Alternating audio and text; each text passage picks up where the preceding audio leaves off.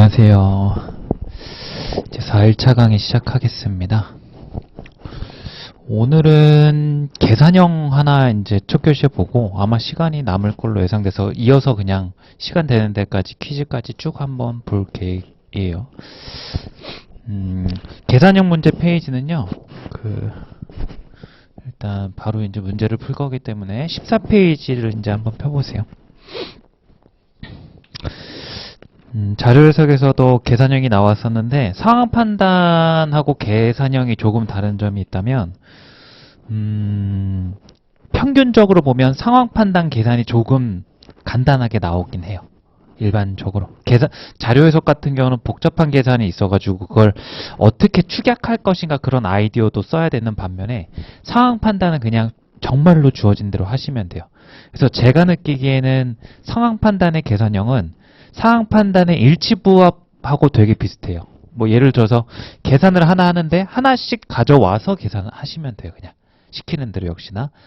근데 이제 미리 조금 얘기를 하자면 아무래도 그 선지 1번부터 이제 선지 5번까지 계산을 해야 되는 문제가 주로 나오는데 어떻게 보면 하나씩 확인을 해야 되잖아요.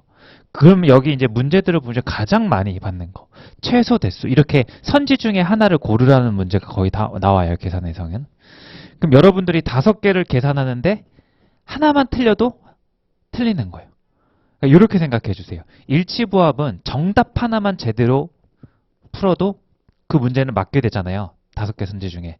근데 계산형 상황 판다 같은 경우는 하나씩 확인하는 일치부합 형식인데 계산만 할 뿐인데 5개를 정확히 맞춰야 되는 거예요. 부담감이 좀 있다라는 거. 그래서 난이도가 쉽다고 너무 급하게 풀려고 하지 마시고 조금 꼼꼼히 볼 필요가 있어요. 천천히. 아시겠죠? 자, 지금 바로 이제 문제를 한번 풀어보겠습니다. 이것도 시간을 잴 거고요. 잠시만요. 요거 켜고. 자, 바로 시작을 한번 해볼게요. 시작 16번 14페이지.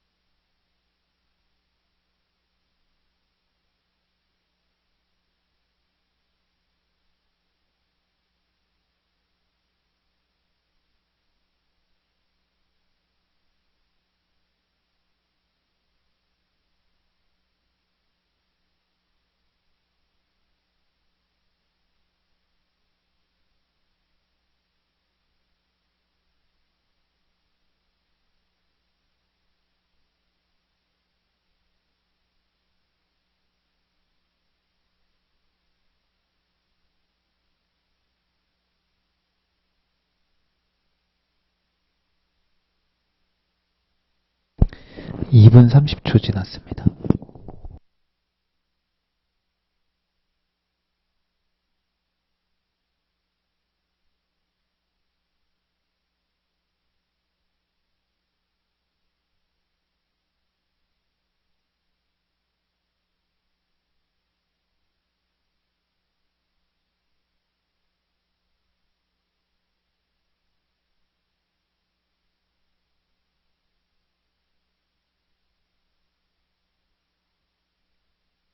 3분 지났습니다.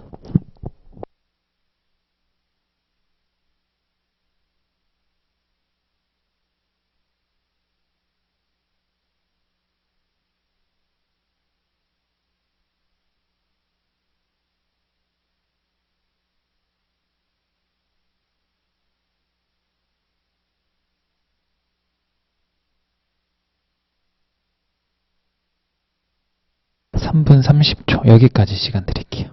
14페이지 16번이고요. 자, 계산형 문제 같은 경우는 뭔가 풀어보시니까 일치부합이랑 그렇게 다르지 않죠, 느낌이. 확인하는 거예요. 여기서는 이제 일치부합보다는 시간을 조금 더 쓰시고요. 완전히 이제 사항 판단 같은 경우는 전략을 기본 베이스가 완전 달라져요. 그래서 일치부합하고 계산형 같은 경우는 의심하지 말고 빠르게 그냥 쭉 따라가셔야 돼요. 그리고 이제 나머지 퀴즈 문제들은 이제 의심해가면서 이게 뭐지 이러면서 그런 전략들을 이제 딱 구분을 해주시면 돼요. 그래서 어제 말씀드린 대로 일단은 1번부터 이제 뭐 10번까지, 그 다음에 19번, 20번 이렇게 푸시고, 그 다음에 이렇게 21번부터 30번까지, 그리고 39번부터 40번까지. 이렇게 되면 이제 여기가 24문제예요. 근데 이 안에 퀴즈 문제가 분명히 있을 거예요. 푸시다 보면 퀴즈 문제를 일단은 넘기시는 게 나을 거예요. 완전 모드 자체가 달라지니까 그게 처음에는 이제 엉클어질 수 있으니까 그렇게 가시고, 퀴즈 문제는 알아서 솎아내시고, 그 다음에 해야 될 거는 이제 여러분들이 11번부터 18번, 그리고 31번부터 38번까지 해서 푸는 게 아니라 뭘 하셔야 되냐면, 여기에 일치부합 또는 계산형 문제를 찾으셔야 돼요. 그거를 먼저 풀어야 될 거 아니에요. 그죠? 이거를 이제 서치해서 푸신 다음에 나머지 이제 여러분들이 퀴즈 문제를 이제 선택적으로 푸시면 될 거예요. 자, 그래서 일치부합 끝나고 나서 제가 이걸 배치한 게 느낌이 비슷했습니다. 자, 한번 볼게요. 그래서 이 문제 같은 경우는 이제 발문이 예산 성과금을 가장 많이 받는 사람은 이렇게 나와 있어요. 그래서 제도의 취지, 예산을 이런 거 안 읽어도 되겠죠, 그죠? 자, 그 다음에 지금 요건 및 대상, 자발적 노력을 통한 제도 개선으로 예산을 절감, 이런 건 좀 중요할 수도 있죠. 예산 절감이나 세입원을 발굴하는 등 때문에 안 중요할 수도 있겠네요, 읽어보니까. 자, 그 다음에 이제 예산 절감 및 수입 증대 발생 시기. 그래서 1월 1일부터 20년 12월 31일까지. 그리고 이제 일치부합을 푸시든 계산형을 푸시든 간에 필요 조건이 나오잖아요. 필요 조건은 한번 강조를 할게요. 필요 조건은 어떤 최대 최소를 구하는 계산 문제에 있어서 무조건 만족시켜야 되는 자격 요건이에요. 그래서 그런 게 등장하면 딱 끊으시고 바로 내려가셔도 좋아요. 그거를 아예 이제 저희가 선지를 병렬적으로 이렇게 보잖아요. 횡으로 먼저 확인해 버리는 거예요. 필요 조건 같은 경우는. 그래서 필요 조건 1 이렇게 얘기를 할게요. 그래서 이제 이걸 보고 이 조건은 계산 값의 크기와 상관없이 애초에 자격 조건이니까 바로 내려가서 날짜가 20년이 일단 나오는지 확인하는 거예요. 그럼 보시면 여기 19년 1번 하나를 이제 소거시켜 놓는 거죠. 그죠? 출제자가 하나를 배려해 놨어요. 이런 식으로. 그리고 어떻게 보면 또 그 아래에도 자격 요건에 대한 필요 조건을 얘기를 하고 있죠. 그죠? 그럼 보시면은 이제 A시 공무원, 그 다음에 A시 사무 위탁받아 수행하는 기관의 임직원, 예산 낭비를 신고하거나 지출 절약이나 수입 증대에 관한 제안을 하는 국민. 그래서 어떤 기관의 임직원과 공무원, 요 세 가지 정도를 거꾸로 또 이제 요것도 필요 조건 2라고 할게요. 확인하고 계산에 들어가는 게 나을 거예요. 그러면 이제 소거됐을 때 하나라도 덜 계산하는 게 나으니까 필요 조건의 역할이 그런 거예요. 자, 2번을 보시면 A시 사무관이니까 이제 횡으로 확인한다 했어요. 요거는 이제 건드리지 말고, 국민병도 여기 있었죠. 그럼 여기에 수입 증대 이유 맞으니까 넘어가시고, 비기관의 이사. 그래서 이제 A시 공무원도 아니고 국민도 아니지만 비기관의 임직원에 해당할 텐데 위탁을 받아야 되는데 위임사무라고 이렇게 나와 있나요?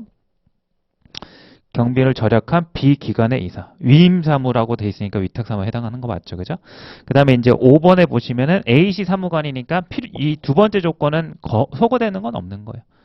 이제 일반적이라면, 저라면 조건을 굳이 줬으면 이제 하나하나 넣어줘도 그럴 법한데 그렇지 않았다는 것뿐이에요. 자, 어찌됐든 이렇게 읽고서 저희가 이제 해야 될 거는 요거는 다 확인했으니까 나중에 볼 때도 이 기간하고 여기 뒷부분은 안 봐도 된다라는 그런 이점이 있어요. 이렇게 횡으로 확인해 두면. 자, 이제 계산에 한번 들어가 보도록 하겠습니다.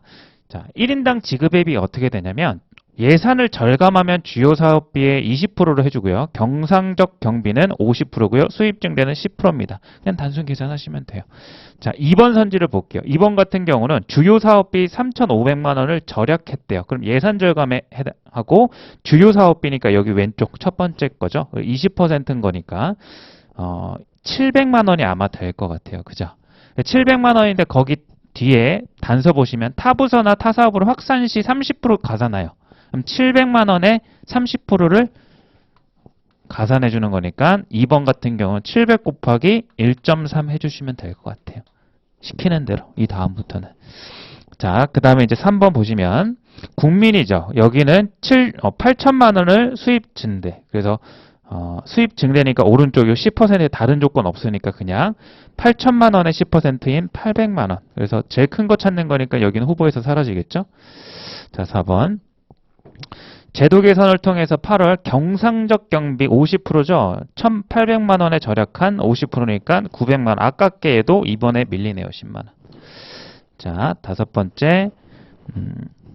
사무조달 방법을 개선해서 경상적 경비가 1천만 원. 경상적 경비니까 50%니까 여기도 뭐 50% 500만 원밖에 안 되네요. 그래서 2번 이렇게 그냥 단순히 구해주시면 돼요.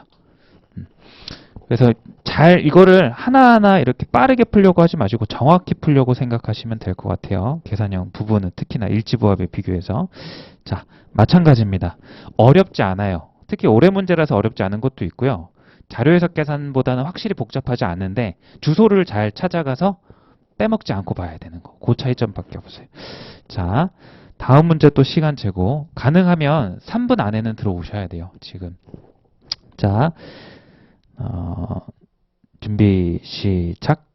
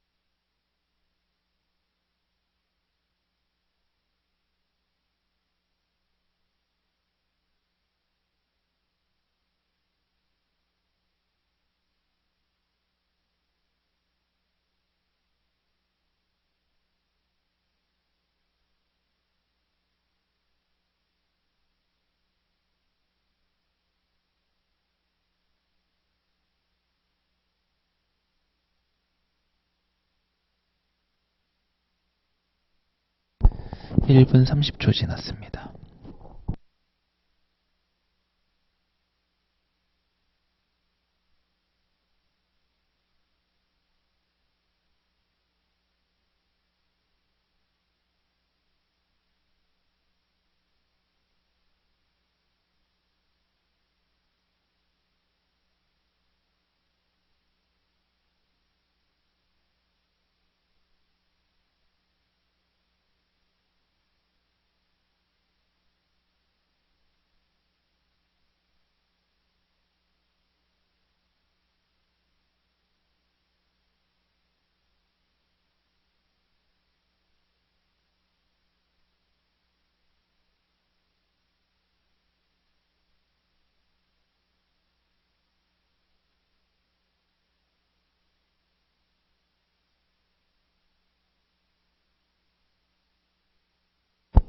이 분 30초 지났습니다.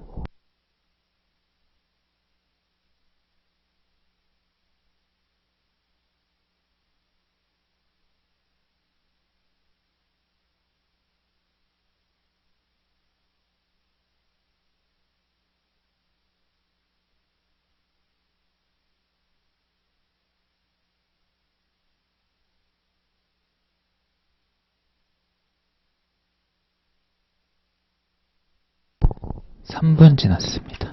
자, 시간 요 정도 드릴게요. 자, 같이 볼게요.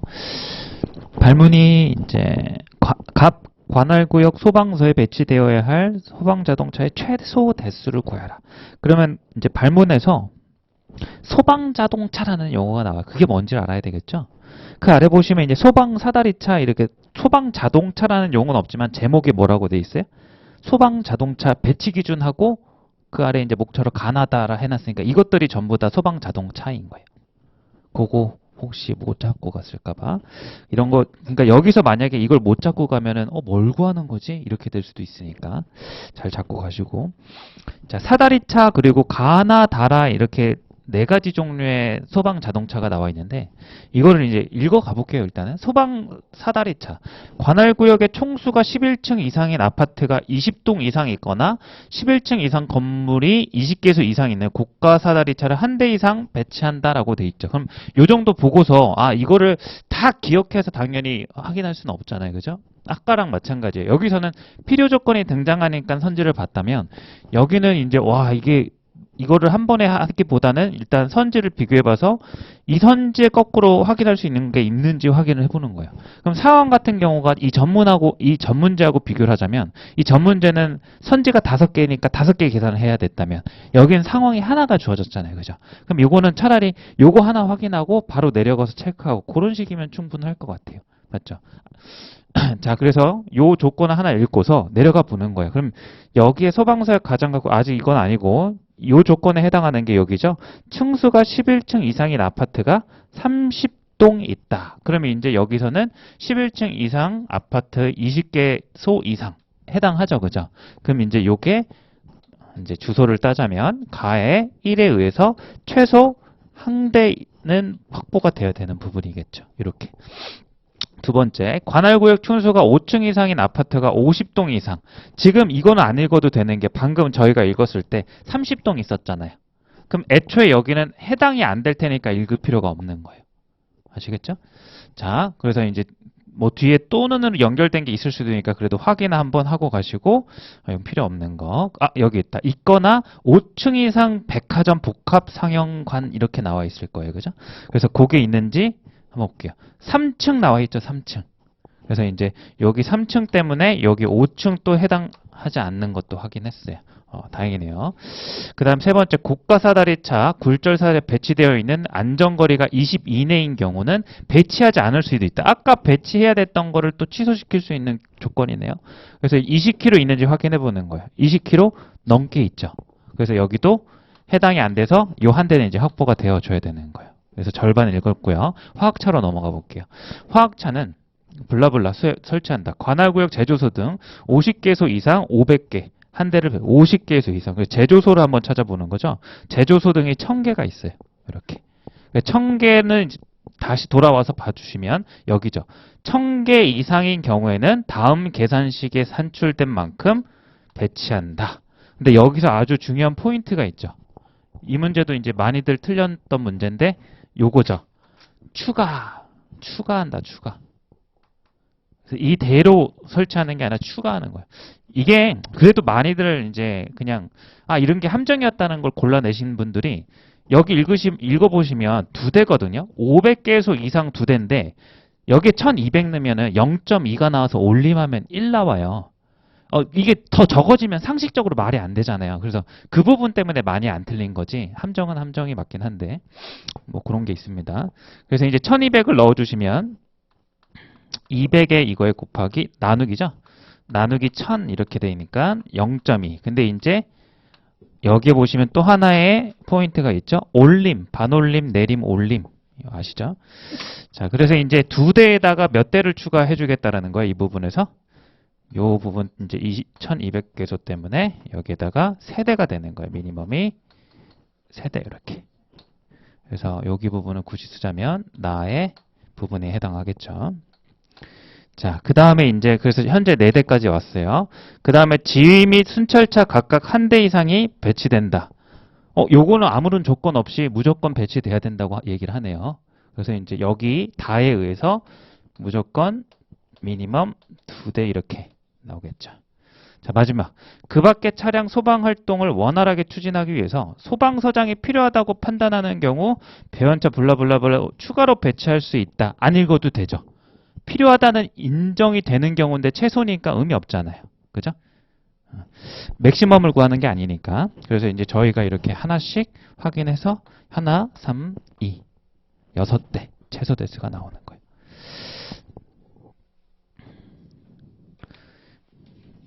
계산 문제에서 네 문제가 나왔거든요. 그러니까 약간 함정 같은 게 17번 하고 38번 이 두 문제가 약간 많이 이제 틀렸다고들 하시더라고요. 틀릴 만한 부분이 있긴 하죠. 그죠? 출제자가 진짜 틀리라고 이렇게 추가, 올림 뭐 이런 거 넣어 놓으니까. 자, 다음 페이지 이제 넘어가시고요. 이 문제는 이제 되게 쉬워요. 자, 시간을 또 제대로니까 풀어보겠습니다. 준비, 시작.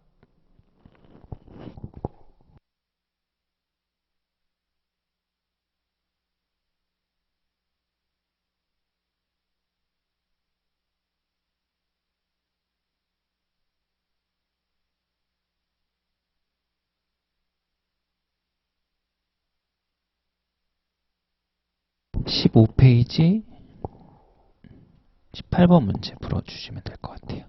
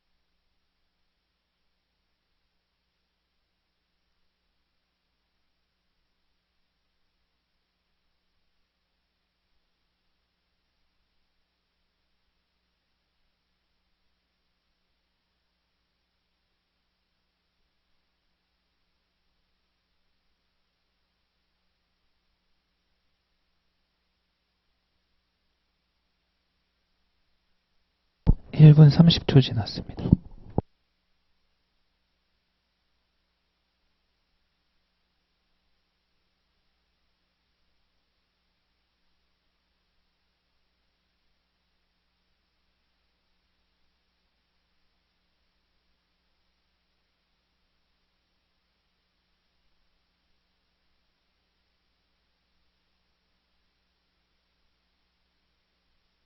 (2분) 지났습니다.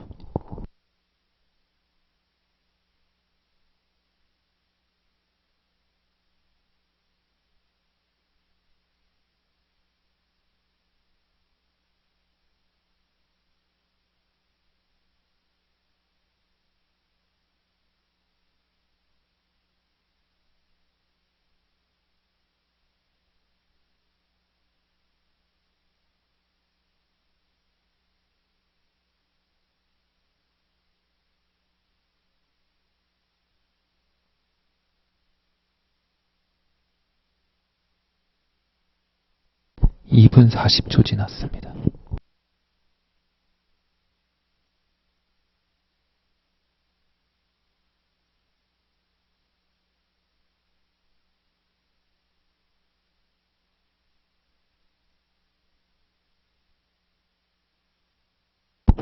(3분) 여기까지 시간 드릴게요. 생각보다 빨리 못 푸시는 것 같네요. 자, 한번 같이 볼게요. 자, 보고할 내용으로 옳은 것을 보고할 내용이 있다는 거죠. 대규모 외환거래는 블라블라 중심지에서 이루어진다. 급증할 의미 없죠.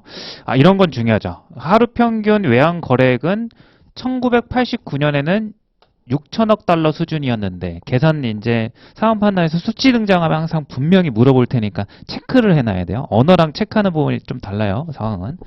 19년에선 6조 6천억으로 크게 늘어났다. 결과적으로 이걸 쓰진 않지만 분명히 이걸 쓰는 문제가 나올 가능성이 되게 높아요. 그러니까 항상 체크를 해도 돼요. 이런 거 나오면. 뭐 증가율 물어볼 수도 있는 거니까. 자, 은행 간 외환거래 블라블라 이런 거 필요 없죠. 블라 필요 없죠. 기축통화 알고 있죠. 블라블라 필요 없죠. 필요 없습니다. 도입된 유로는 달러와 기축통화 발전 예상돼서 필요 없죠. 아직까지도. 2020년 세계 외환거래액의 32%를 차지한다. 이런 건 중요하죠. 외환거래액 32% 차지했다. 그래서 4년 전보다 2%포인트 높아진 거지만 10년 전보다는 8% 낮아진 거다. 그래서 어제도 이런 얘기를 했습니다. 정보가 많은 게 아니라 이 명시된 녀석의 이 형태를 보고서 명시되지 않은 숨은 정보를 끌어낼 수 있는 게 있으면 꼭 구하고 가시라는 습관을 들이라는 걸 제가 얘기를 했을 거예요. 말을 어렵게 해놨잖아요. 20년도에 32%였는데 4년 전보다는 2%가 높아진 거다라는 얘기가 요 얘기가 무슨 얘기랑 같은 거예요. 4년 전인 2016년도에는 몇 %였다라는 얘기예요. 그렇죠. 어렵지 않잖아요. 30%였다라는 거예요. 자, 그 다음에 이제 하나 더. 10년 전보다는 오히려 8% 낮아진 거다. 10년 전이니까 2010년을 얘기하는 거죠. 그럼 이때는 40%였습니다. 라는 얘기를 돌려 말한 거죠. 쉽게 얘기해 주면 좋을 텐데. 자, 그래서 이제 요 정도 숫자를 따놓고 읽어봅시다. 2010년도, 2016년도 하루 평균 세계 외환 거래는 각각 3조 9천억 달러와 5조 2천억이다. 그랬을 때 땡땡은행 국제자본 팀장은 유로로 이루어진 하루 평균 세계 외환 거래액을 10년과 비교하여 보고하려고 한다. 그냥 구하라는 거죠. 그죠? 자, 어떻게 하시면 돼요? 여기 나와 있잖아요. 아까 이제 이 수치를 따놓은 게 의미가 뭐였냐면 세계의 외환 거래액 중 유로 통합 비율이었단 말이에요. 그죠? 앞에 부분 이제 읽어보시면. 그랬을 때 이제 여기에서는 이제 이 전체 세계 거래액을 준 거예요. 2010년에는 얼마였냐면 3조 9천억 원이었대요. 9천억. 2016년에는 얼마였대요? 5조 2천억 원이었대요. 너무 쉽잖아요. 그래서 뭘 구하라는 거예요? 요때 유로 금액과 요때 유로 금액 구하라는 거니까 비율만 그냥 곱해주면 되잖아요. 요 금액의 30%가 유로 금액. 요 금액의 40%가 유로 금액이라는 거예요. 자, 계산해 보시면 여기다가 이제 4를 곱하면 숫자만 써볼게요. 30에 여기는 36이니까 156 이렇게 가겠죠? 그러면 이제 단위는 이제 1조 이렇게 보시면 되고 여기에다가 3을 곱하는 거니까 숫자만 곱해주면 여기 15에다가 그냥 1의 자리 6 이렇게 주시면 또 이렇게 가고 여기도 1조니까 단위 똑같고요. 둘이 값이 같네요. 되었죠? 혹시 뭐 요게 이해 안 되시는 거 아니에요? 다시 한번 읽어볼까요? 세계 외환 거래액의 32%다. 되죠? 그죠? 어려운 문제 아닙니다. 자, 그러니까 여러분들이 이제 풀어보셔도 퀴즈 문제보다는 계산형을 푸셔야 돼요. 느낌 알겠죠? 그죠? 그러니까 계산형은 상황 판단이라서 계산형은 무조건 푸셔야 돼요. 자료 해석이면 몰라도 시간 소모되는 것 때문에 후순위를 자료 해석은 넘어갈 수 있지만 상황 판단에서는 무조건 풀 수 있는 것들은 최대한 다 푸시고 정확히 푸셔야 돼요. 시간 5분 더 쓰셔도 돼요. 차라리 안 틀리는 게 낫죠. 쉬운 문제에서. 자, 다음 문제. 다음 문제는 조금 여러분들이 함정에 빠질 수 있는 트릭이 하나 있으니까 빠지지 마시고 염두에 가면서 풀어보세요. 준비, 시작.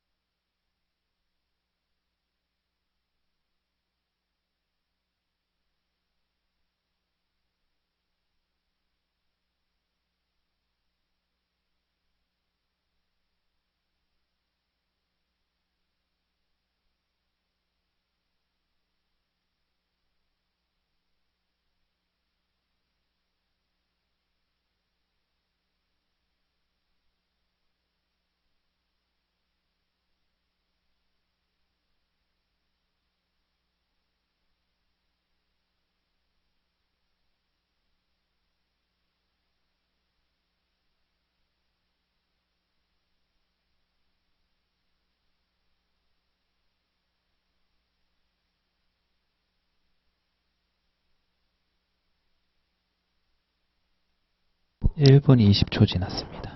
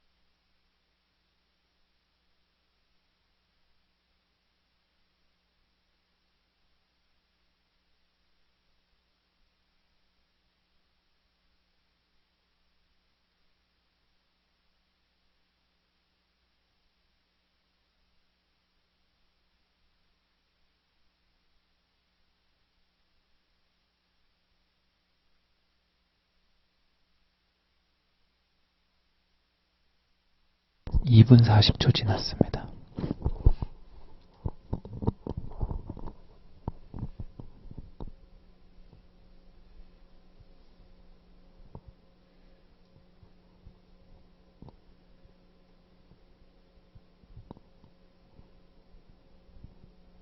삼 분 지났습니다. 여기까지 시간들이. 자, 저는 이 문제를 실전에서 되게 기억이 나요.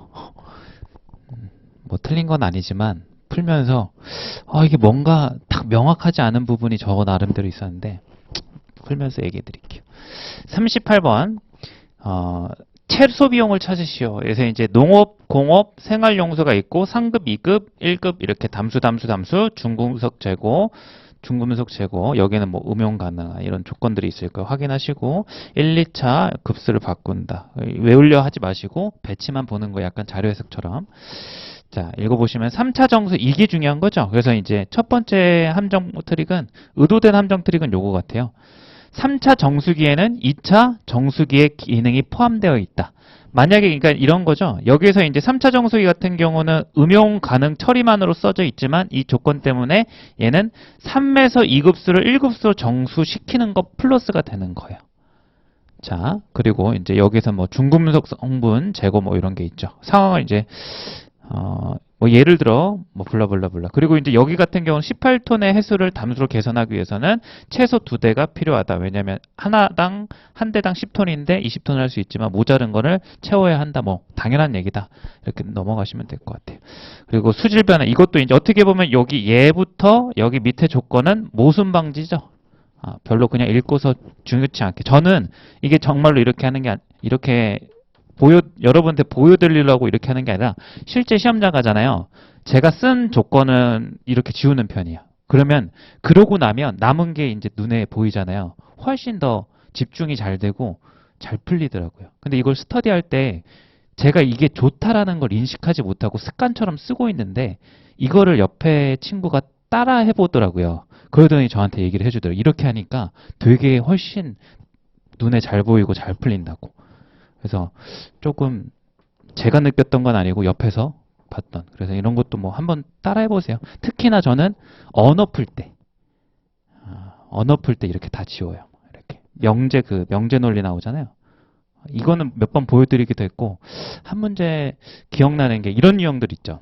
갑자기 죄송해요. 딴소리지만 피셋이니까 하나 팁을 드리자면 언론에서요. 이런 문제 유형이 있어요. P면 이제 글의 정보가 이런 식으로 P면 Q이다.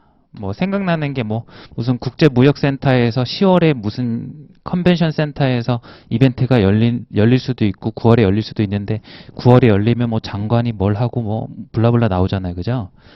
자, 뭐 그래서 이제 글을 구조를 보면 뭐 이런 식으로 돼 있어요. 뭐 R은 K다. 뭐 블라블라블라블라 막 나열돼 있고 뭐 그다음에 뭐 또 하나 뭐 써볼 수 있죠. 그다음에 뭐 Q이면 뭐 X다 뭐 이런 식의 블라블라 조건이 있잖아요. 이런 문제들은 제가 풀어보니까 진짜로 이렇게 기호 작성할 필요가 없는 게 거의 대부분이 이렇게 명제로 주어져 있는 것 사이에 뭐가 있냐면 조건으로 딱 주어진 게 마지막에 등장해요. 무슨 조건이 뭔지 일단 조건과 명제 구분을 하세요. 비유를 해드릴게요. 저는 설명할 지금 시간이 많이 필요하니까 P면 Q이다라는 이 명제 수학적 기호인데 논리학적 기호라고도 하는데 이게 이제 어떻게 보면은 하나의 이런 명제가 있을 수 있어요. 사람이면 동물이다. 이렇게. 그죠? 이거를 이제 요거를 조건이라 하고 요거를 또 조건이라 하잖아요. 그래서 가정의 조건을 저희가 충분 조건, 뒤의 조건을 이제 필요 조건이라고 얘기하죠. 정확히는 P는 Q가 되기 위한 충분 조건, Q는 P가 되기 위한 충분 조건. 그죠?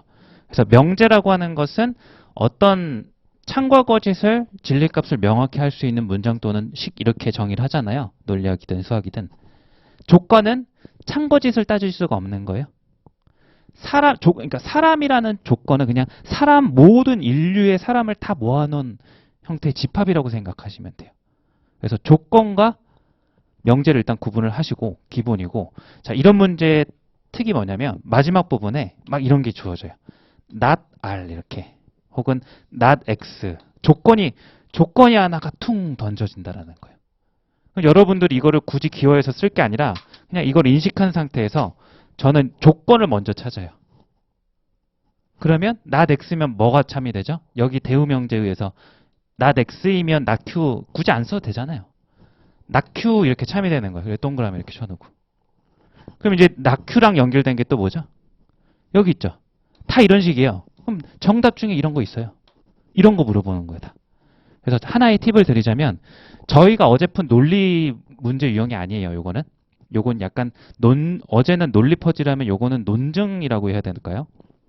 기호 논증이라고 해야 될까요? 이름을 이제 제가 어떻게 붙이기 어려운데 논리학을 배운 적이 없어서 어떤 문제인지 유형 대강 아시죠? 이런 문제에서 한번 집에 가서 살펴보세요. 다 조건이 어디인가 딱 있어요. 거기서부터 출발하면 진짜 1분, 1분 30초 안에 다 풀려요. 평균적으로. 그래서 갑자기 저거 얘기하니까 왜 이 얘기를 생뚱맞게 했냐면 저 얘기를 해준 친구가 요것도 같이 얻어갔거든요. 그러니까 제가 이렇게 하는 게 우월하다고 저는 생각할 수가 없잖아요. 원래부터 그렇게 했으니까. 근데 스터디를 해보니까 형 이렇게 하는 것 중에 이거랑 언어에서 이거 하니까 되게 도움되더라는 것 중에 하나거든요. 그래서 제 자랑이 절대 아니고 한번 그래도 이제 누군가한테서 좋은 습관 같은 것 중에 하나니까 피셀을 풀 때. 그래서 요게 갑자기 나오니까 요게 같이 생각나서 같이 얘기해줘가지고. 그래서 언론 가셔가지고 저런 거, 줄치는 거, 그리고 조건부터 시작하는 거. 요거 하시면 조금 문제를 조금 빨리 풀고 정확하기도 하고 쓸 필요가 없어요. 그냥 이제 동그라미 X만 이렇게 하면 되니까. 글에다가.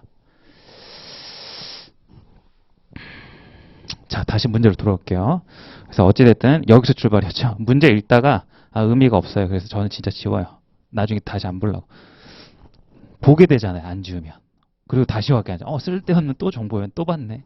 그러지 않으려고. 자, 어찌됐든 이렇게. 자, 이제 상황을 한번 봅시다. 땡땡 기간은 중금속이 포함된 4급에 해당하는 해수 3톤을 정수를 처리하여 자, 중금속이 포함되어 있죠. 조건을 봐야 되겠죠. 그리고 생활 3톤도 용량도 중요할 것 같고요. 필요한 설비를 갖춰 수질을 개선한다. 이렇게. 그럼 이제 여러분들이 4급도 체크를 해줘요. 그럼 이걸 가지고 뭘 만들어야 되냐면 수질을 개설해가지고 요거 생활용수를 만들고자 하는 거죠. 그래서 이제 가장 간단히는 4급이니까 여러분들이 해야 될 거는 1차 정수기는 무조건 해야 될 것 같아요. 맞죠? 그 다음에 이제 이 녀석을 3급으로 바꾸고 나면은 2차 정수기를 해야 될 것 같은데 여기 보시면 이제 요거 때문에 어차피 음용 가능 처리를 해야 되니까 요 3차로 대신 하는 게 현명하겠죠. 중복해서 하는 것보다. 그래서 요것만 대강 한번 해볼까요? 그래서 여기 3톤이니까 여기서 발생하는 비용이 3톤 곱하기 3 해주니까 15억 이렇게 나올 거예요. 그럼 요거는 5톤 용량이니까 한 번만 하면 되죠. 여기는 0.5억 이렇게 나올 거예요. 그 다음에 이제 또 뭐 있죠? 중금속 제거도 아까 했어야 됐죠. 그죠? 여기 부분도 0.5억 이렇게. 그래서 이제 제가 이제 실전에서 조금 그랬던 게 분명히 이제 답은 저도 이제 17억이 나왔는데 이게 애매한 거예요. 분명히 여기서는 이제 해수 이렇게 나와 있어요. 맞죠? 요거 체크 못, 정답 17억이에요. 16억이 아니라. 혹시 틀릴 수도 있어요. 틀리셨을 수도 있는데. 해수고요. 여긴 다 뭐라고 돼 있죠? 담수, 담수, 담수 이렇게 나왔어요. 그러니까 상식적인 얘기잖아요. 이건 어떻게 보면은 해수를 담수로 바꿔야 되는 건 뭐 듣고 보니까 상식적인 거잖아요. 그럼 이 부분에서 자 원래는 기능에다가 정확하게 출제자가 이거를 조금 배려를 안 해준 건지 조금 놀린 건지 뭔지 모르겠지만 그냥 염분 제거라고 해놨어요. 상식적인. 당연히 해수에서 염분 제거하면 담수 되잖아요. 맞죠? 그거를 뭔가 찝찝한 거예요. 저도 막 제 상식에 확신이 없으니까 원래 필셋이라면 되게 명확하게 준단 말이에요. 그래서 그 여기에서 해수를 담수로 바꾼다 이렇게 줬으면 훨씬 헷갈리지 않았을 텐데 이거 내가 이 상식을 써먹어도 되나라는 순간적인 고민을 그때 했던 기억이 있거든요. 근데 이제 저는 이제 이거를 체크를 했던 이유가 제목에 햄수 해수 담수화기 이렇게 돼 있어요. 그러니까 기능의 설명보다 제목에 아시죠? 무슨 화, 흑화, 뭐 유리화, 무리화, 어떤 것을 바꾸는 걸 뭐뭐 화한다 그러잖아요. 그러니까 여기 제목에 이건 기는 기계를 얘기하는 거고 결국 해수 담수화가 오히려 이제 제목의 설명에 딱 맞게 돼 있어서 저는 이걸 발견해서 이 정도면 됐다고 답 체크하고 넘어갔는데 저는 조금 여기에 더 넣어줬으면 이게 뭐 트릭이라고 잡아놓지는 않았을 것 같아요. 근데 이제 여기다 그냥 해수를 담수로 바꾼다 해줬으면 좀 더 배려가 되지 않았을까.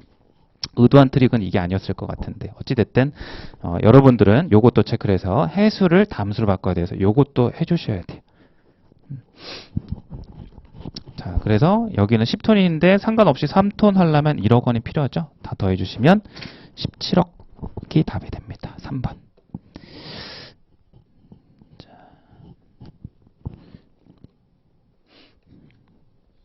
근데 진짜 신기한 게 시간이 급박해지면 해수, 염분 제거하면 담수 이게 상식이고 맞는데 피셋 시험장 가면 그거에 대한 확신이 진짜 사라져요. 워낙에 문자 그대로 주니까 피셋이 기억이 나요. 잠깐 그 찰나에 식은땀 흘리면서 고민했던 시간이 기억이 나요. 자, 이렇게 하고요. 계산형은 이렇게 네 문제요. 난이도 괜찮죠? 올해. 그죠? 이제 퀴즈 문제만 남았고요. 이제 시간이 뭐 오래되진 않아서 쭉 풀다가 시간 되면 쉬는 걸로 하겠습니다. 저희가 이제 퀴즈형에서 이제 쭉쭉 넘어가 보시면 유형 문제 분류해 놓은 건 다 풀었어요. 이제 창의상구력 해가지고 23페이지 보시면 이제 요 유형에 분류되지 않은 문제들 이런 것 같은 경우는 그냥 아이디어적으로 접근을 해야 되고요. 어제 얘기한 대로 이제 본인의 연역적 사고력에 되게 좌우를 많이 해요. 그러니까 제가 여기를 이런 걸 알아야지 이걸 이렇게 생각해서 이렇게 풉니다라고 얘기를 못해요. 그럼 사기꾼이 돼요. 왜냐면 제가 이런 걸 푸는 원인과 이유는 그냥 제가 그거와 관련된 원리들을 많이 했기 때문에 그래요. 근데 그 경험을 제가 한순간에 말로서 전달할 수 있을까? 안 된다라고 저는 생각하기 때문에 그냥 여러분들이 조금 여기를 즐겨주기를 바랄 뿐이에요, 저는. 그래도 이제 들어보시면 해설 위주로 일단 들어보시고 조금 여러분들이 이런 것들을 하루에 제가 생각하는 건 하루에 한 세 문제 정도 이런 상황 문제, 어려운 문제든 쉬운 문제든 퍼즐 문제 풀듯이 그 어렸을 때 매산비 뭐 이런 거 있었잖아요. 그런 것처럼 습관적으로 해야지 이제 뭔가 긴 시간이 흘렀을 때 변화가 있을 부분 같아요. 자, 또 어려운 문제만 있는 건 아니니까 또 한번 풀어보겠습니다. 본인이 이제 사고력이 어디까지인지. 자, 11번 한번 해보세요.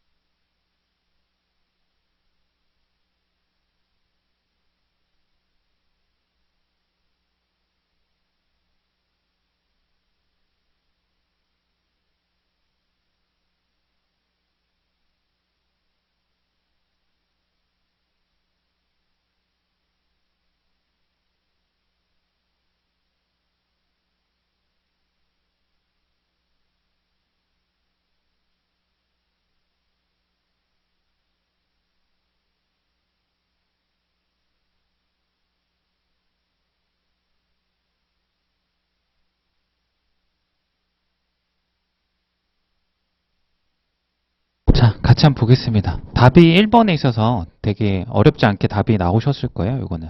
근데 이제 풀이 외적으로 제가 설명한 부분이 조금 있어가지고 한번 들어볼게요.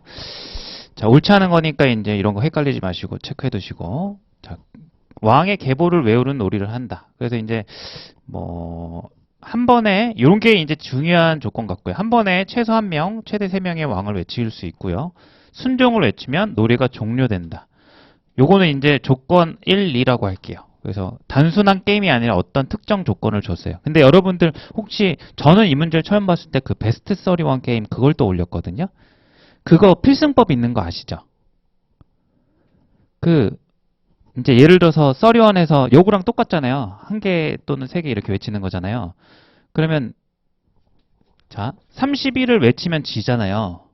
그럼 필승법은 뭐냐면 제가 30을 외치면 무조건 이기는 게임이거든요. 그럼 그 방법이 뭐냐면 상대방이 몇 개를 부르든 저는 상대방이 부르는 개수에 맞춰서 4개를 맞춰서 부를 수가 있어요. 알고 계시나요? 모르고 계시나요? 그러니까 이런 아이디어가 여기에 쓰이진 않았는데 아마 이게 도출형 문제로 나왔다면 그게 분명 쓰였을 소재였을 것 같아요. 제 생각에는. 알아두세요. 이런 거. 죄송해요. 제가 공부는 안 하고 이런 걸 가지고 놀았었나 봐요. 근데 이제 이런 게 또 도움이 되기도 하네요. 자, 이런 거예요. 자, 예를 하나 들어보면 제가 30을 외치기 위해서는 거꾸로 26을 외치면 돼요. 무슨 얘기냐? 26을 외쳤다라고 한번 가정을 해볼게요. 그러면 상대방이 외칠 수 있는 건 27을 외치거나 28을 외치거나 29까지 외치거나 세 가지 경우예요. 그죠? 그럼 27을 외치면 저는 3개를 불러서 30을 외치면 돼요. 27, 8을 외치면 저는 29, 30을 외치면 돼요. 맞죠? 29까지 외치면 전 하나만 해서 30을 외치면 되는 거예요. 그러니까 무조건 상대방이 몇 개의 숫자를 외치든 간에 제가 거기에 플러스를 해서 4단위를 만들면 계속 이거를 앞서서 계속 올라갈 수가 있는 거예요. 맞아요? 그럼 제가 30을 외치면 무조건 이기는 거고 30을 외치기 위해선 26을 외치면 된다는 거 이해하셨죠? 그죠? 그럼 26을 외치기 위해선 또 몇을 외치면 될까요? 맞아요. 22 이렇게 4의 배수 단위로 거꾸로 올라가다 보면 이제 이걸 역진기납이라고 그래요. 이렇게 갔을 때 4의 배수 나눴을 때 결국 제가 시작할 때 몇을 외치면 무조건 이기는 게임입니까? 2를 외치고 시작하면 끝나는 게임인 거예요. 그래서 이제 뭐 사기를 칠 수도 있는 거죠. 이거 가지고 나랑 뭐 내기 할래? 이렇고 자 시작할게 1, 2 하는 순간 게임은 끝난 거예요. 그러니까 제가 먼저 시작해야 된다는 조건이 있어요. 그거를 이제 속여야죠. 자, 어찌됐든 이런 아이디어가 일단 떠올랐고요. 자, 근데 이제 이 문제는 그럼 이런 아이디어를 제가 먼저 이 문제를 봤을 때 떠올랐다면 어떻게 보면 이거를 사용한 최소의 전략을 어떻게 보면 우월적 전략을 도출할 수도 있는 문제였을 거라고 저는 생각을 해요. 근데 이제 이게 도출형 문제가 아니라 확인형 문제인데 그 근거를 여러분들이 좀 볼 줄 아셔야 돼요. 자, 여기에서 특이한 게 상황 판단 문제에서 게임이 등장하면 항상 승자와 패자가 있는데 이 문제는 특이하게 승자 패자를 얘기를 안 해줘요. 그러니까 게임의 승패에 관심이 없다는 거예요. 이 출제자는. 게임을 만들어 놓고 무슨 얘기인지 아셨죠? 그리고 첫 번째가 그거고요. 두 번째가 뭐냐면 선지가 다 뭐뭐 했다면 뭐뭐 했다면 뭐뭐 했다면 뭐뭐 했다면 추가 정보를 정보해놓고 줘놓고 확인하라 이거예요. 그러니까 이거는 문제 자체에서 도출되는 어떤 최선의 결과가 아니라 그냥 선지를 확인하면 되는 거예요. 맞아요. 5번 선지 같은 경우는 약간 요거랑 관련되죠. 그래서 제가 이 문제를 풀어봤을 때 1번이 되게 쉽게 답 나오잖아요. 사실상 중요한 선지는 5번, 4번 정도 같더라고요. 요거와 관련이 있는 게 아이디어. 그래서 만약에 4, 5번에 답이 있었다면 충분히 더 사람들이 조금 애를 먹었을 것 같은 그런 문제. 그래서 요거죠. 자, 한번 이런 생각을 가지고 좀 보면 될 것 같아요. 그리고 이제 조건을 여기에다가 한번 삽입해 볼게요. 조로 끝나는 왕 2명 이상을 한 번에 외칠 수 없다. 그래서 조 여기 부분이 이렇게 한 번에 외칠 수 없으니까 칸막이를 이렇게 저는 쳐둘게요. 그 다음에 여기도 조가 있지만 다음 이전 조가 없으니까 상관없을 것 같아요. 그 다음에 반정에 성공한 왕은 해당 반정으로 폐위된 왕과 함께 외칠 수 없다. 연산군 폐위. 그래서 광해군 폐위 이런 거 있죠. 그리고 여기 인조와 광해군은 한 번에 외칠 수 없고요. 연산과 중종 같은 경우도 한 번에 외칠 수가 없을 것 같아요. 그럼 이제 장난삼아서 한번 얘기해 볼까요? 저거는 27을 외치게 되면은 이제 진다라고 했을 때 26을 외치게 되면은 무조건 이기는 거죠. 그럼 여기는 처음에 몇을 불러야지 무조건 이길까요? 2를 외치면 되는 거예요. 4의 배수 빼주면 돼요. 맞죠? 여기로 얘기하면. 자, 그리고 횟수도 한번 얘기를 해볼까요? 만약에 이런 첫 번째 조건과 두 번째 조건이 없었다면, 여기 칸막이가 없이 이런 게 없었다면 몇 회 만에 최소 횟수로 게임이 끝날까요? 그거는 이 최선의 전략과 무관하죠. 그렇죠? 얘네들이 승패를 생각 안 하고 33333 외치기 시작하면 되는 거예요. 아, 맞아요. 9회 이렇게 될 거예요. 뭐 그런 정도를 우리가 이제 실제 시험장에서가 아니라 이 문제를 리뷰하면서 볼 수 있는 다양한 생각들이라고 저는 생각해서 주절주절 한번 해봤어요. 문제 한번 풀어볼게요. 이제 명종까지 갑이 외쳤다면 갑은 인조를 외칠 수 없다. 명종까지 갑이 이제 갑을 제가 이제 네모칸으로 표시할게요. 을을 이제 동그라미로. 그럼 명종까지 이렇게 외치고 나면 인조가 이제 외칠 수 있느냐 없느냐? 외칠 수 있죠. 이렇게 외치면 되니까 너무 쉽게 그냥 답이 나와버렸어요. 안 되는 케이스가 가능하죠. 그래서 갑이 명정을 외치고 을이 선조와 강해군을 외치면 갑이 다시 인조를 외칠 수 있으니까 발레가 등장한 거예요. 너 틀렸다 이렇게. 자, 갑을 각각 6번 외치는 것으로 놀이가 종료될 수 있다. 이제 방금 얘기했던 최단 기간에 게임을 끝내고 싶으면 3개씩 가시면 되잖아요. 그럼 이거는 3개씩 묶으시면 될 것 같아요. 이렇게, 이렇게, 이렇게, 또 이렇게. 끊어야 되니까 이렇게, 그 다음에 요 3개, 이렇게, 그 다음에 이렇게, 그 다음에 3개씩. 안 되면 이제 줄이면 되는 거죠. 또 3개, 그 다음에 네모, 이렇게, 이렇게 하고, 이렇게. 그랬을 때 이제 요게 모양이 12개가 되는지만 확인하면 되겠죠. 하나, 둘, 셋, 넷, 다섯, 여섯, 일곱, 여덟, 아홉, 열. 12, 딱 12. 이렇게 나오네요. 최소 횟수는. 자, 강해군, 상근 종종. 그래서 2번이 옳은 걸 확인했고요. 자, 옳고 틀리고. 다 보지 말고 몇 번이 가장 어려웠을까요? 5번 한번 볼까요? 아까 관련된 거. 이제 그 밑에 있는 건 되게 쉬워요. 확인만 하시면 되고 여러분들 목소리 남기고 5번 하나만 보고 갈게요. 순종을 외치는 사람이 지는 게임이라면 이제 승패를 정해놨으니까 어떻게 보면 게임의 본질이죠 이게. 자, 갑이 영조를 외쳤을 때 갑이 이제 영조를 외쳐 동그라미 이렇게 쳐놓는 거예요. 외쳤을 때 을은 갑의 선택과 관계없이 승리할 수 있다. 그러면 이제 처음에 이렇게 정조가 무조건 하나밖에 못 외치는 건 분명한 거죠. 그죠? 그럼 이제 요거 써먹는 게 5번이에요. 그러니까 이게 5번을 만약에 정답으로 만들 수 있을 거 아니에요. 그랬으면 이 아이디어를 무조건 써야 돼요. 그래서 리뷰하실 때는, 그러니까 답만 나왔다고 넘어가시면 안 돼요. 다음을 위해서, 사고력 증진도 위해서 다 끝까지 외부적인 아이디어들을, 이 게임이 만들어지는데 본질적인 아이디어는 베스킨라빈스 써리원 같아요. 그래서 이제 저희는 최선의 전략을 알고 있잖아요. 갑이 26을 외치면 되니까 그 다음은 22를 외쳤으면 됐단 말이에요. 그죠? 갑이 영조를 외쳤을 때 을은 갑의 선택과 관계없이 승리할 수 있다. 그럼 여기 부분에서 어떻게 외치면 될까요? 지는 게임이라면 요거 하나만 하면 되겠죠. 그죠? 4의 배수 다니니까 거꾸로 올라가서. 그러니까 이렇게 갑이 요걸 외쳐야 무조건 이긴다는 거 아까 얘기했어요. 그거 4 줄여가지고 26을 외치면 무조건 이기면 그 4보다 아이고 4칸 올라간 여기로 외치면은 가능할 거 아니에요. 이해할 수 있죠, 그죠? 그래서 이제 요 아이디어가 5번에 그래서 요게 이제 맞는 거죠.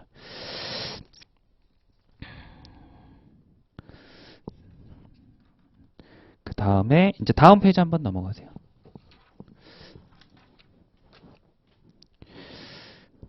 자, 15번 한번 풀어볼 텐데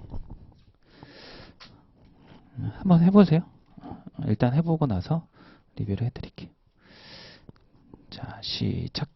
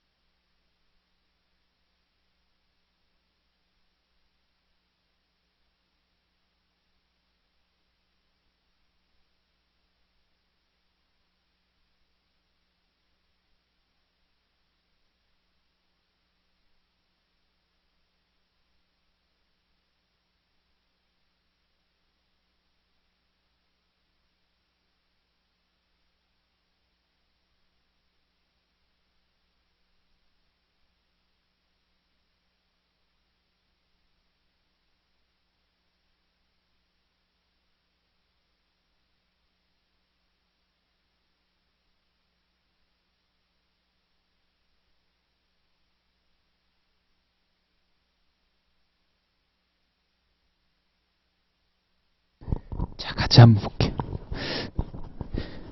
저는 이 문제도 기억을 해요. 왜냐면 자랑하는 게 아니라 푸는데 30초가 안 걸렸던 것 같아요. 그러니까 제가 우월해서가 아니라 문제를 잘못 낸 것 같아요. 일단 그 얘기를 먼저 해드릴게요. 자, 옳지 않은 건데 이제 대강 읽어보셨을 테니까 이제 여기 부분에서 갑을병정이 무까지가 이제 원래 법령집, 백서, 판례집, 민원 하나씩 가지고 있는 상황에서 추가로 배분하는 거잖아요. 근데 제가 이걸 보고서 이제 요걸 보는데 갑이 나는 책을 한 권만 받았어 이런 얘기를 해요. 근데 무가 나는 병이 받은 책을 모두 받았고 병이 받지 못한 책은 받지 못했어. 근데 병은 법령직을 받았거든요. 근데 선지 3번 보세요. 뭔 얘기를 하고 있어요? 갑이 무보다 많은 도서를 받았다. 절대 참을 수가 없잖아요. 문제 뭐 풀기도 전에. 이거를 발견해가지고 이게 이제 저는 이제 이런 걸 알아요. 이제 피셋 공부를 하면서 문제를 설계를 잘못하면 의도한 풀이로 안 가고 너무 쉽게 풀리는 때가 있거든요. 게임에 약간 뭐랄까 버그 발견하듯이. 근데 모강 풀면 그런 문제들이 많아서 항상 모강 풀 때마다 제가 점수가 좀 괜찮게 나온 시험지 중에 하나가 뭐냐면 이런 아무래도 이제 출제자가 모강 같은 경우는 협소하잖아요. 뭐 자원이든 정보든 검수도 제대로 못하고 모강에서나 이런 문제들이 등장해서 제가 모강 풀면서도 이런 문제들 같은 게 등장하면 별로 좋아하지 않았거든요. 어차피 기출엔 등장하지 않을 테니까 라는 전제를 깔고 있었는데 처음이었어요. 기출 풀면서 뭐야? 그 현장에서 당황하고 나중에 와서 또 봤는데 와 이거는 진짜 조금 성의 없이 내지 않았나. 요거는 좀 위험한 발언일 수도 있지만 이렇게 이제 해버리면은 문제가 완결성이 없는 거죠. 모강에서나 하는 실수를 기출에 이렇게 그 수십 명이 이렇게 달려들어가지고 이렇게 왜냐하면 이건 확실하게 얘기할 수 있는 게 분명히 이거는 의도하는 풀이가 있어요. 왜냐하면 이런 정보들을 주고서 각각의 갑을 병정 무에 대해서 이거를 배치를 하는 거거든요. 논리 퍼즐로서. 근데 뭐 시작도 하기 전에 답이 나와버리는 거예요. 그래가지고 기억이 나요. 그래서 이거는 잘못된 풀이니까 절대 뭐 따라하려고도 하지 마세요. 문제가 완결성이 없다 정도를 얘기한 이유다라고 생각해 주세요. 한번 같이 풀어보겠습니다. 자, 여기에 이제 저를 봤을 때 새로운 법령집하고 백서하고 판례집하고 민원이 이렇게 주어져 있는데 이렇게 나눠준대요. 근데 지금 원래는 다 한 권씩 갖고 있던 거와 다르게 법령집은 3권이 있고 백서는 3권이 있고 판례집은 1권이 있고 민원집은 2권이 있는 이런 상황인 거예요. 그래서 이제 갑은 자기가 하나를 받았다. 을은 뭐 블라블라 4권 모두 받았다. 그리고 이제 병 있고 무 있고 갑을 병 정무 이렇게 있는데 여러분들이 일단 기본적으로 이거는 기본이에요. 이거는 이런 거 있죠. 못 받았다 이런 얘들이랑 모두 받았다 이런 얘들은 항상 출발이에요. 확정되는 것. 기억나시죠? 저희가 이런 문제뿐만이 아니라 자료해석 경우에서 매칭형도 그렇고 논리 퍼즐 같은 어떤 경우의 수를 확정짓는 거에서 가장 근본은 뭐냐면 주어진 것들 불확실한 것들 중에서 확정 지을 수 있는 게 있으면 그거부터 출발하는 거예요. 이 얘기는 여러 번 했으니까 무슨 얘기인지 알 거예요. 그래서 가장 기본은 뭐죠? 을하고 정이 가장 기본인 거예요. 여기 같은 경우는 못 받았다 이거죠. 그리고 을 같은 경우는 4권이라고 돼 있지만 사실 4권 다 받은 거예요. 그래서 이걸 다 받은 걸 써보면 얘는 법령집을 받은 거고요. 그 다음에 백서를 받은 거고요. 그 다음에 판례집을 받은 거고요. 그 다음에 사례집을 이렇게 받은 거예요. 되었죠? 그래서 이게 기본이고 이제 여기에서 다음으로 넘어가려면 여러분들이 한 가지 이제 아이디어를 생각해 주셔야 돼요. 그 다음에 이제 어떻게 될까? 그럼 이제 요거 썼으니까 머릿속에 이거 지워도 상관없을 것 같아요. 이렇게. 그럼 이제 나머지 3개를 가지고 이렇게 푸는 건데 나는 이런 건 병은 이제 병도 주어진 진술 자체가 확정된 부분이 일부분이 있으니까 적고 갈게요. 병은 법령집을 받았다. 그러면 그 무에 따라서 얘는 법령집을 다 받았겠죠? 그죠? 이렇게. 그럼 이제 법령집 3권이 어떻게 돼요? 소모가 돼서 여기는 이제 머릿속에다 X 표시 하셔야 돼요. 자, 그럼 그 다음 넘어가면 또 어떻게 해요? 이제 다 쓴 것 같아요. 책 한 권. 얘는 한 권을 받긴 했지만 뭘 받았는지 모르겠어요. 최소한 법령집은 아닌 것까지는 알겠는데 그럼 백판사 이것 중에 뭘까? 판례도 아닌 것 같아요. 판례는 한 권 얘가 이미 받았으니까 판례도 이제 없애주시면 되고 이렇게. 자, 이 다음에 여러분들이 생각해 줘야 되는 건 뭘까요? 요거랑 요거는 아직 모르겠고 요것도 받지 못했는데 무가 좀 특이하긴 해요. 병이 받은 책은 모두 받았고 병이 받지 못한 책은 둘이 동일하게 받았다는 거예요. 맞죠? 지금 남은 게 뭐가 있죠? 백서 2권하고 사례집 2권이죠? 하나요? 네. 받아, 맞아요. 하나예요. 판례집. 그럼 지금 남은 게 이제 뭐가 있죠? 백서 2권이 남아있는 상황인데 이게 둘 다한테 갔을까? 뭐 이런 고민 들 거 아니에요. 그죠? 여기서 생각해 주셔야 되는 아이디어는 이거예요. 이게 상황 판단 풀 때 항상 제가 거시적 관점이라는 단어를 수업할 때는 많이 안 썼지만 맨 앞 페이지 보실까요? 그 맨 앞 페이지 보면은 풀이 절차 이렇게 해놓고 제가 첫날에 이제 요 얘기를 전반적인 얘기를 다 했잖아요. 풀이 2에 보시면 구조 독해를 먼저 하고 풀이를 시작한다 이런 얘기를 했잖아요. 이제 슬러시하고 이제 거시적 관점 이렇게 써놨을 거예요. 이게 이제 제가 얘기하는 도출 얘기예요. 도출, 연역적 사고력, 도출 얘기를 하자는 건데 슬러시는 왜 했냐면 왼쪽은 일치부합에서 문제 이해 단계에서 가장 중요한 게 구조 독해고 이제 퀴즈 문제에서 가장 중요한 게 제가 생각하는 게 거시적 관점이에요. 뭐 하기 위해서냐면 이 전체를 아울러 봐야 도출을 할 수 있을 거 아니에요. 그죠? 그래서 이제 거시적 관점이라는 단어를 제가 표현을 이제 이렇게 했는데 여러분들이 어떤 정보가 주어지면은 일단 큰 조건을 놓치지 마셔야 돼요. 제가 이 문제를 풀 수 있었던 이유는 요거예요. 여기 이 권수의 합과 얘네들이 받은 권수의 합이 어떨 거다? 같다라는 생각을 한 것뿐이죠. 전체를 항상 생각하실 줄 알아요. 이게 첫날에 저희가 이 전전 문제에서 풀 때에도 거시적 관점 해가지고 이걸 확인해서 테이블 찾아간 게 아니라 신호등 건너던데 전체에서 뺐던 아이디어 기억하시죠? 이거 어떻게 보면은 뭐 적용되는 스킬은 다르지만 이 근본적인 어떤 관점 같은 경우는 똑같은 거예요. 관점을 미시해서 들어가는 게 아니라 확인하는 게 아니라 내가 설계자 입장에서 전체적인 관점에서 조망할 필요도 있어요. 그럼 보세요. 이렇게 돼요. 얘랑 다 더하게 되면 이게 총 몇 건이라는 거죠? 나눠줄게.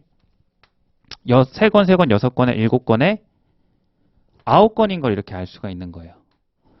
그럼 자, 이 건수를 한번 써볼게요. 그럼 얘는 이제 한 건만 받았다는 게 드러났죠. 그 다음에 얘는 4건을 받았어요. 을은. 얘는 몇 건을 마침 모르겠어요. 한 건 이상인 건 알죠. X 이렇게 둘게요. 모르니까. 얘는 한 건도 받지 못해서 0건이에요. 그럼 얘가 받은 건수와 얘가 받은 건수가 어떨까요? 똑같으니까 얘가 X가 되는 거예요. 저절로 X는 얼마일까요? 2가 되는 거예요. 즉 여기에 들어가야 되는 게 개수가 2건씩 들어가야 되고 그 종류 또한 같아야 돼. 그럼 요 아이디어가 아까 조건이랑 이제 합쳐 들어가면 어떻게 돼요? 지금 현재 백서 2건 있고 2건밖에 없죠, 남은 게. 그죠? 그럼 여기에 들어가긴 해야 되고 그게 같은 종류가 들어가야 되면 여기는 무조건 뭐가 들어가야 되는 거예요? 백서가 들어갈 수밖에 없는 경우에서가 확정되는 거예요. 이해돼요? 그러면 값은 저절로 한 건 남으면 이제 뭐가 되는 거예요? 그리고 법 다 들어갔고 판례 들어갔고 민원 하나 남았죠? 이렇게 해서 결정이 되는 거예요. 이 문제는 요거를 이제 이렇게 풀어달라고 의도한 문제 같은데 저렇게 이제 저는 시험장에선 좋았고 이제 이거를 전달하는 입장에선 좋은 문제가 아니라고. 이제 이거는 문제 자체라기보다는 이 선지를 바꿔야 되겠죠? 선지 3번을 바꿔야 될 것 같아. 그래서 여기서 얻어갈 거는 뭐냐면 여러분들이 이런 걸 볼 때 요걸 생각하는 거. 거시적 관점이라고 표현할게요. 뭐 어떤 스킬이 아니니까. 근데 자주 보다 보면 이런 생각의 어떤 근본이 되게 비슷비슷해요. 다음 문제도 이런 거시적 관점 또 등장하거든요. 크게 보는 거. 자, 답 확인해 볼까요? 법령집을 받은 사람은 백서도 받았다. 다 받았죠. 갑은 병보다 민원 업무가 많았다. 갑은 병보다 민원 업무를 받았다. 그럼 민원책을 받았잖아요, 갑이. 민원책은 업무가 많은 사람부터 한 건씩 나눠준다 했으니까 맞는 거예요. 그 뒤는 이제 올라가서 확인만 하시면 되고, 아까 3번 받고, 정은 을보다 근속 연수가 길다. 정이 아무것도 못 받았죠. 을은 뭐 받았냐면 뭔가를 근속연수 100서를 받았단 말이에요. 짧은 사람부터 받는 거니까 정이 못 받았으니까 길다. 역추론할 수 있고요. 을이 보유하고 있던 법령집은 갑이 보유하고 있던 법령 발견 연도가 빠르다.